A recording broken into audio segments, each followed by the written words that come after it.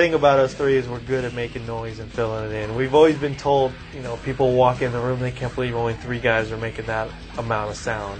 Last album, we learned what is only good in the studio and what translates good on stage, and this album has more of a live vibe. What you hear pretty much in the album is pretty close to what you're going to get live, because the preparation leading up to this recording, we analyzed everything. So in the studio it might look like it's easy. That's only from so many times of playing it live. You know how you have to play it to get the sound out. Can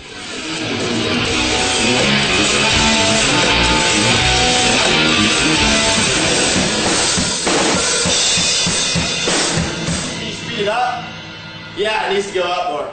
Our situation with them not having to rush things or kick out albums every, once a year, once every 2 years. I mean, we just go at our own speed.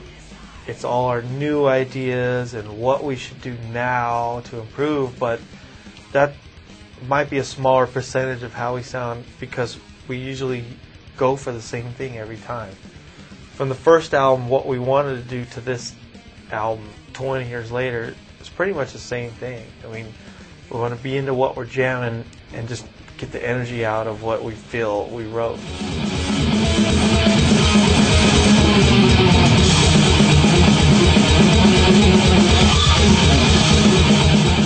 It's blending technology with the old school honesty. That way people that can really zone in and hear shit going on in the song, they know that it varies and it sounds like a live, honest, human take throughout.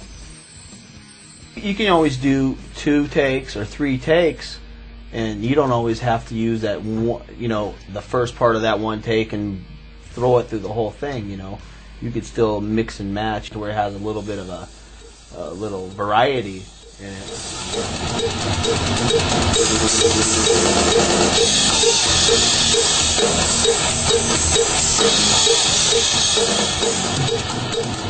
You use the technology to make it easier to get the bulk of it done, but you enhance it with attitude for what each part calls for at that time instead of just cookie cutter. You don't want it to go over and over and over to where you notice it, where it sounds repetitive.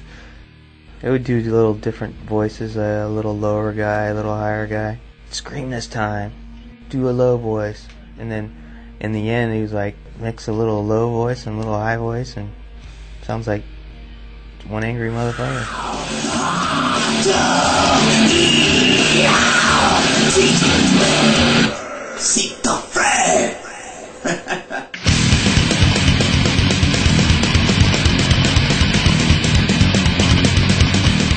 We have an engineer, Borgie from Norgey. He wanted us to go to Norway to record it, but we recorded in between working hours.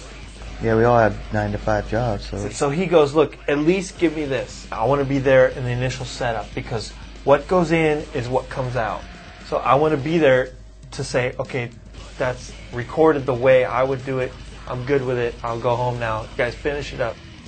Because I have worked with Juan before. I've done just bass tracks for other bands' albums there, and his work ethic was killer because he doesn't give up. I mean, he's there getting you on as good as you can get, and when you're ready to just throw it in, he goes, come on, pumps you up to get one more try, man, you got it in you, let's go. All right, one more.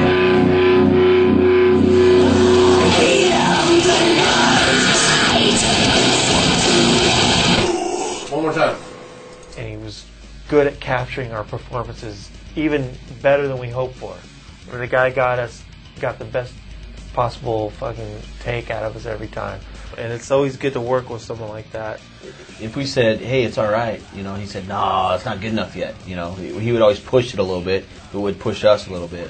He had open ears to some new ideas, and we kind of knew what we wanted, and he knew how to get the tones, Yeah, I like all that other shit. We've had experience, we've done enough albums to where we know what sounds good. So, and he listened good, so it worked as a good company. Yeah, but he was really into doing our project, and that inspired him to come up with something. If it wasn't something he already established. I don't really want to fucking make it. I don't want to make the double bass part super because it's got a little feel to it. I just want to scoot over a couple kicks here and there. You know what I mean? It's got a little kind of appeal to it. It's gonna be killer. If I was still drinking, there would be twice as many cups. Rob's been our best friend from the beginning. He lights the fire, man. Here's the oregano for the carne. Yeah, he's been everything from manager to road crew to booking agent. Making sure we get paid. Day one of the first journey to the fucking planet of Greece. Oh man, he's a do-it-all, do-anything guy. He makes a lot of things really convenient for us and pulls it all together. He's the total foundation of it all. It kicks ass, man. He's just got a fucking I'm going for it attitude. Whenever we return to some places, I mean, we got the red carpet treatment because they remember King Louis. He knows how to treat people. Deep and chewy. Hey, I mean, like when you're Each guy has his own little quirks, and he knows how to take care of it. We ruffle his feathers sometimes. He's the guy you definitely want on your side. You wouldn't want on the other side.